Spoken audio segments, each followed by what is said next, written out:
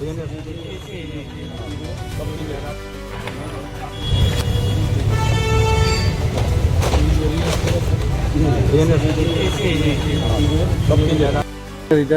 বলা যায় যে এই ধরনের ঘটনা তো সাধারণত দুঃখজনকই হয়।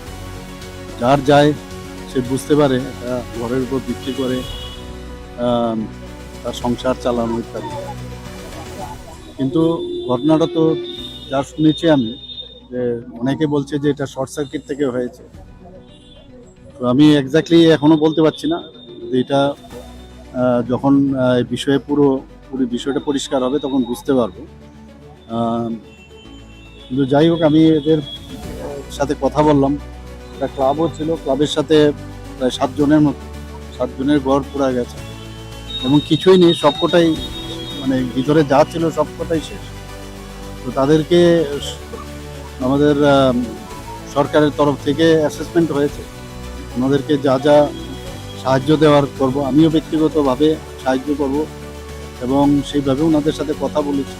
মাসখানিক সময় নেবে রিস্টোর করার। এটা তো হবেই না, প্রপার যখন রিপোর্ট আসবে তখন বুঝতে পারবো।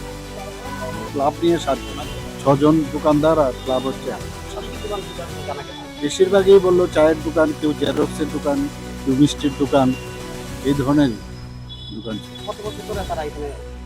এবারে যেরকম 35-40 বছর ধরে ওরা এখানে আছে।